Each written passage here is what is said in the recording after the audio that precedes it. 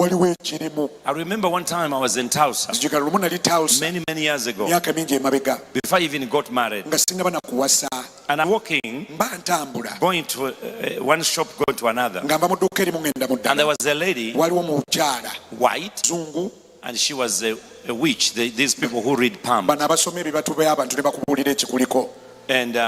And she stopped me and said, "You are blessed.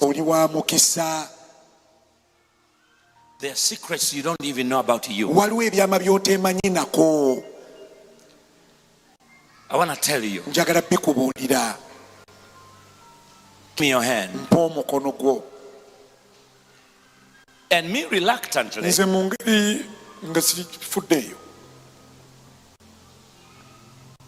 come here. I did this. I said, "What do you want my hand for?" She said, "Let me give me your hand. I need to look in your palm." We were on the street. There was a water burger fast food restaurant here, and there was a McDonald's here, and there was a global wherever they are selling the PS system. And I was walking, I think it was on South Yale, a street called South Yale. My son will know the street. So I take my hand reluctantly, and I did this. The woman fell. I didn't touch her. She just went bam. When she got up, she took off and she ran looking like this. I looked in my hand. I said, "Boy, I have something. Even if you don't say it, you have something in your hand."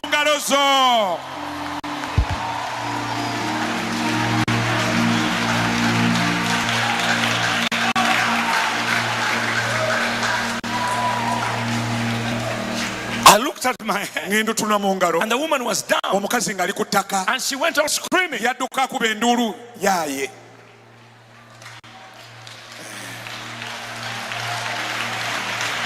No witch will bewitch you if you use your hand.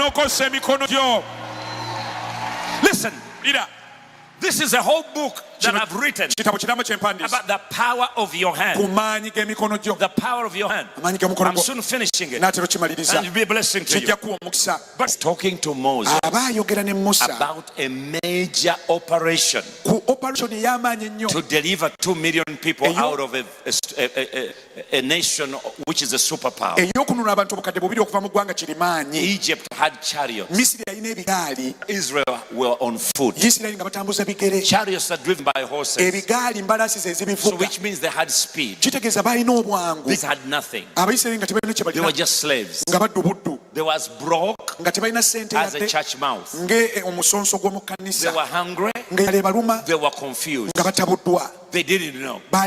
They've been worshiping a God whom they knew was real, but they had never seen him do any miracle in 430 years. Like some of you, you've waited upon the Lord. 1 year, 5 years, 6 years, 7 years, 10 years. You are still born again. You are still waiting for the miracle. You haven't seen a breakthrough.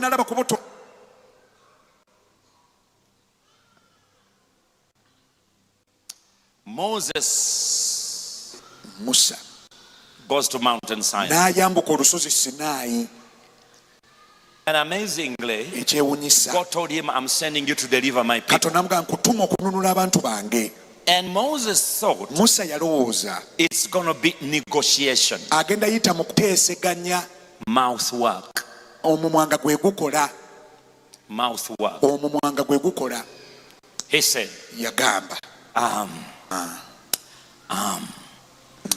I can't talk. I'm not a negotiator. I don't have what it takes. I cannot articulate issues. And God said, what is in your What? I can't hear you. What is in your? What is in your? Not your mouth. Not your belly. Not in your heart.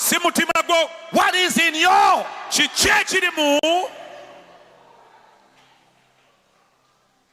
And he said, put it down. Put it down. And it became a living serpent.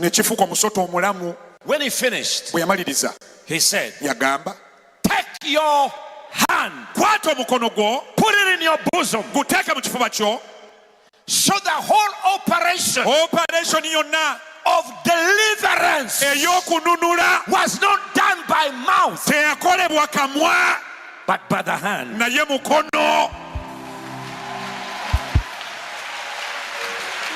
Thank you for your last. I know they have told you to confess. I know they have told you say this. But you are about to enter into a deliverance out of bondage of the Egyptians, of witches, of poverty, to go into your land by using your hand.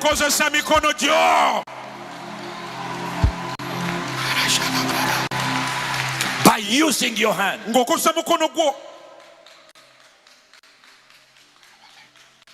By using your hand. Raise your hand. Say, dear Lord, today your blessing is on my hand. And I'm going to release whatever is in my hand to mark my deliverance. In the mighty name of Jesus. Lift your hand. That's why whenever you go to church, whenever you are in a service, never raise your hand like this. Never. Never stand in the house of God and you raise your hand here. Listen, every battle, every situation, every circumstance for the deliverance of the children of Israel was done by the hand. The stick in his hand, the rod in his hand. Stretch your hand over the sea. And when he reached somewhere, he said, take the salt in your hand, put it in the bitter water. When he came out, what did he do? There was a battle against Israel. And what did Moses do? He raised up his hand. Battles are won by the proper use of your hand. Your hand can shoot a gun. Your hand can fly a military jet. Your hand can draw a plan. Your hand can cleanse you. It's the only thing that works like God on your body. It is not your brain.